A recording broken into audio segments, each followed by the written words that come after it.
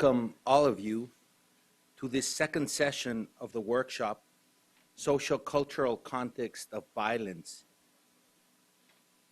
And let me briefly welcome our speakers, Ambassador Lino Gutierrez from Gutierrez Global LLC, Barthélemy Bazemo from the African Faith and Justice Network, and Andrés Villaveses from the World Bank. I am Arturo Cervantes, and I have the pleasure of moderating this panel today. Now, we all know that violence is costly, complex, and preventable. So our charge to our panelists today would be to please help us in responding some of the following questions. What are the drivers or factors for social, cultural, and political that encourage lethal violence? What are the lethal means for self-directed, interpersonal, or collective violence? How may we improve research, prevention, interventions, and implementation of interventions? And what are some of the program and policy gaps in knowledge that we might tackle? And most importantly, maybe to suggest a concrete action, present or future, for improved prevention and multi-sector collaboration. Let me share briefly as an introduction my own viewpoint, coming from a Latin American country, Mexico, and I will speak on behalf of Mexican viewpoint and a Central American viewpoint. And I think this is very relevant given that in terms of the global regions, Latin America and the Caribbean and Central America have the highest homicide rates. We have become, over the last few years, the most violent region in the planet. And you might recall the recent happenings in Mexico, in Ayotzinapa, where 43 college students have been sequestered and murdered by government, security forces, and state authorities. As Fran Henry was saying yesterday, she has hope for the human connection, and so do I, faith in humanity. And also Shelley was sharing with us his faith in this group gathered here today, who has mustered the will to change how things currently are. After all, I believe that we all share the core values of the founding fathers of this great country, the right to life, liberty, and the pursuit of justice. So let me tell you how costly and what means for violence in your next door neighbor to the south as an example. Mexico, with a population of 120 million students, 120 million persons, of which 24 million are students and 2 million are teachers, is suffering a grave epidemic. Some of the data that I will share with you now come from the last 15 years of gathering information on violent deaths and lethal means. Let me share with you that from 1998 to 2012, we've had more than 220,000 homicides and more than 70,000 suicides. Of these, 67% and 77% have been with firearms, respectively, for homicides and suicides. And what's alarming is that over the last 15 years, the growth of the use of firearms for committing a lethal homicide or a suicide has risen 18% for homicides and 26% for suicides. And what's also striking is that these figures have risen especially for women. 36% growth in firearm homicide for females, and 72% growth in suicide with firearms also for women. Aside these striking figures that are affecting the younger age groups, specifically males and young children, we have seen more than 50,000 people disappear over the last decade. Disappear. Nobody knows where they are, like those 43 Ayotzinapa students. Of those 220,000 murders, 16,000 murders can be attributed directly to drug trafficking organizations. The Institute for Health Metrics and Evaluations has estimated that every year Mexico loses, on average, 1.5 million disability-adjusted life years from our population. And the World Bank has estimated that this epidemic is costing us between 8 and 15% of our GDP. Further studies, like the Institute for Peace Studies out of Geneva, estimate that if you count the indirect and intangible costs of violence, this figure could rise to 27% of our GDP. The latest victimization survey carried out this year shows us that 34% of our homes have been victimized by crime and delinquency. This is more than 11 million homes victimized. And that 28% of all the population older than 18 years has been victimized. This is more than 23 million people. And that out of the 33 million crimes that have occurred last year, of which 18 million have had the victim close to his attacker or to the delinquent, 50% are carried out with firearms. This means more than 9 million incidents of violence and delinquency in your southern neighbor have occurred with firearm use. Strikingly, firearms are illegal to manufacture or to import to our country. The University of California at Berkeley and the Igarape Institute, in a 2013 paper called The Way of the Gun, estimate that 47% of US firearm dealers depend on Mexico's illegal gun trade for their survival. The Mexican government will seize yearly approximately 30,000 firearms, which are less than 15% of all the illegal new firearms that are thought to be brought into the country. The University of San Diego has recently estimated that the sale of firearms to Mexico has grown significantly from the decade of the 90s to the year 2012, passing from less than 100,000 guns entering illegally our country to an estimate high number of 430,000 guns illegally entering the country every year. What about the 300 or more used guns that exist in this country? How many of those have entered Mexico and Central America?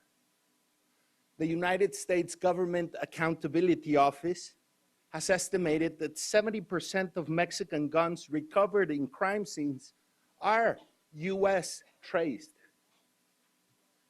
This figure varies from a low 20 to a high 90%, but definitely our students can't learn in this environment, our children can't grow, and our families can't thrive with what is going on. Let me share some of the complex facts around this figure. It is a given that the increase in guns, ammunition, and firearms coming from the United States and that are in circulation in Mexico and in Central America is directly related to the increase in murders, in suicide, in delinquency, and in high-impact crime. The drug trafficking organizations are thriving with this because of the climate of fear, because of the intimidation that they want to create, and because this way they accumulate power. And this is a cycle that generates a lot of migration towards the United States. Data from the Firearms Transfer Database obtained this year shows us that the suppliers of conventional weapons and firearms for 80% globally are led by the United States with 31%, followed by Russia, Germany, France, and the United Kingdom. Means matter. Means matter, and they determine outcomes. In 2013 book by John Dodson, a former ATF agent who became informant for the Congress, his book is called The Unarmed Truth. And he talks about the US tragically inept policies. And he talks about a circle of idiocy where the DEA is cultivating informants, the ATF is encouraging trafficking, the FBI is financing purchases of guns that are directly transferred to drug trafficking organizations in Mexico and in Central America. The University of San Diego Igarape study that I just mentioned concludes that the ongoing government efforts to regulate firearms, trade, and trafficking across the US-Mexico border are largely ineffective. Seizing weapons by authorities is meager in relation to the overall volume of weapons crossing the border. And as Daniel Webster was sharing with us yesterday, United States policies have been privileging profits from firearm sales over public health or well-being of your neighboring countries. How is this preventable? Mexico and Central America, we all have laws that prohibit the sale and manufacture of firearms. However, our national governments and our public security institutions are ineffective in stopping the flow. US, Mexican, and Central American governments are facing this menacing threat, a threat that is growing because of access to firearms by drug trafficking organizations and citizens. This has enormous public health impacts. I would argue that there is a willful neglect by the United States of your southern neighbors, despite the tremendous impact that the region's chronic crime, poverty, and instability has on North America, starting with illegal immigration. The lax US gun laws, the inept policies and programs, the economics and politics that benefit a few are affecting the many. The rise in illicit US-made or originated weapons breeds the upward trend in homicide, in suicide, and in criminal organized crime. Violence, as we all know, spreads infectiously, and the main means for violence in Mexico and Central America are weapons produced or originated commercially from this country. On December 10th, a few days ago, US State Secretary John Kerry said, and I quote, "The United States stands next to Mexico's President Enrique Peña Nieto to promote critical security and justice efforts." I close quote. At the outset of the 21st century, we must move beyond political rhetoric to action.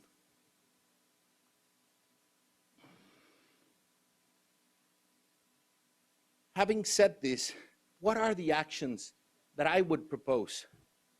Being here today in this room, at the Institute of Medicine, at the National Academies, in this beautiful Keck Center, is humbling. I am awestruck, for example, by the Keck telescope that peers outside of our galaxy, 26,000 light years away to the origins of the Big Bang and the universe. Our common humanity is emphasized. All countries are part of one Earth. All humans are part of one humanity. Especially OCDE, well-developed nations must share responsibility for this violence epidemic. We must stop the means from flowing to affected countries.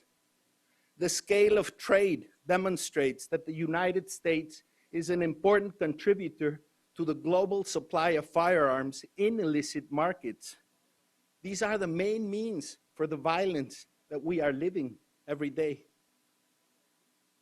All suppliers of lethal means would need to be required and have an ethical and moral mandate for greater initiative, for stricter measures, for willful international collaboration, for decisive action on gun control. The United States specifically in their domestic firearms regulations. And I ask you, if these more than 300,000 deaths were from Ebola or from a new strain of influenza, would not the United States be really helping and contributing to stop the spread of such disease? As Shelley quoted yesterday, the desire to end violence and fear of harm due to violence is shared across peoples from all cultures, nations, ethnicities, age groups, religions, and races. There is a concomitant responsibility for US authorities in this grave regional crisis. And I will end with this quote from Albert Einstein, who he said, and it's written in the wall as you enter this beautiful building: the right to search for truth implies also a duty. One must not conceal any part of what one has recognized to be true. And I ask you here at the Global Violence Prevention Forum, in our silence, are we not holding ourselves to the highest standards of scientific evidence? Thank you. And with this, I will introduce